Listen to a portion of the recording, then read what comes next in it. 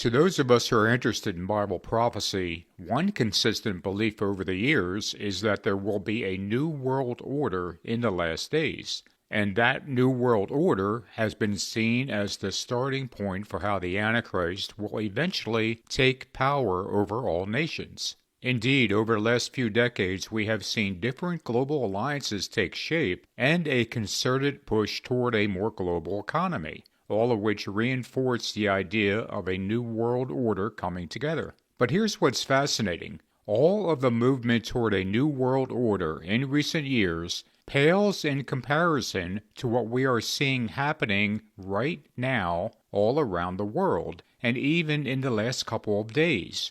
Let's look at just a few things. Donald Trump has literally remade the government of the most powerful nation in the world into his own image, installing die-hard loyalists in just about every part of the federal bureaucracy. He is doing whatever he wants on a daily basis, and no one is standing up to him. In Europe, Germany's new leader is openly promising a major shift in relations with the United States as his country and the rest of Europe react to Trump's policies. Europe as a whole is also now talking about developing homegrown nuclear weapons in order to defend itself, as America can no longer be relied on in their eyes.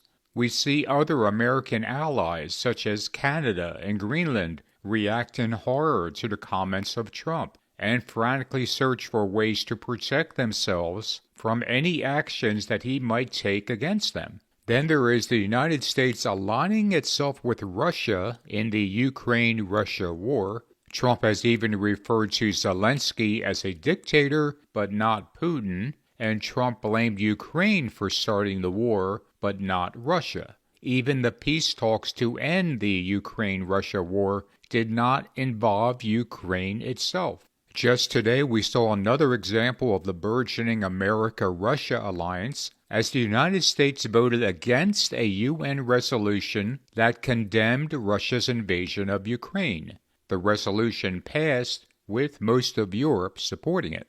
Meanwhile, considering how Trump sided with Russia over Ukraine and his threats against Canada, China has to be salivating about Taiwan. It's seemingly just a matter of time before they seize the island, knowing that Trump will not stop them. As if all of these geopolitical changes weren't enough, we also have Pope Francis very ill and reportedly even considering resigning.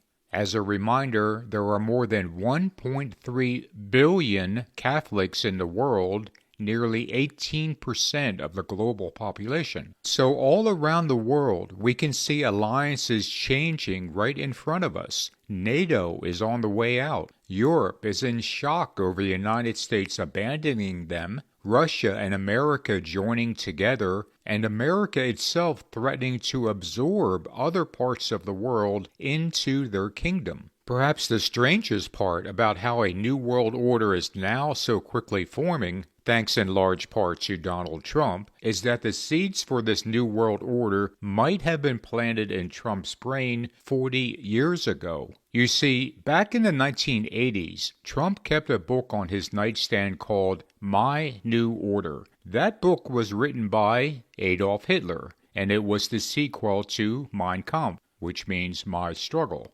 Originally published in 1941, My New Order chimed in at more than 1,000 pages and was a collection of Hitler's speeches from the 1920s and the 1930s. In those speeches, Hitler promoted anti-Semitism, expressed his desire for world domination, and often spoke of his contempt for the efforts by the rest of the world to stop him. Hitler eventually took his own life in 1945, shooting himself in the head just over 1 year before Donald Trump was born. Hitler's fatal head wound was always of interest to me because I am convinced that Nazi Germany is the seventh head on the beast with 7 heads and 10 horns. It was the kingdom that would last only a short time that we read about in Revelation 17:10. Interestingly, Revelation 17:11 tells us that the eighth king is of the seven kings, meaning that he is the sum total of all these other kings, sharing their characteristics, but also being worse than any of them. I am convinced that the final beast kingdom, the one ruled by the Antichrist himself, is none other than America, and that it will soon stretch far beyond the boundaries it has today. And that eighth king who oversees the beast kingdom is Donald J. Trump. So as we look upon Trump's new world order taking shape right in front of us, let's all understand that we are headed to a Fourth Reich, an unholy American empire which will be ruled by an emperor who is the man of sin. But for right now, there is one thing we need to understand. The Bible's descriptions for the final Antichrist all point directly at Donald J. Trump.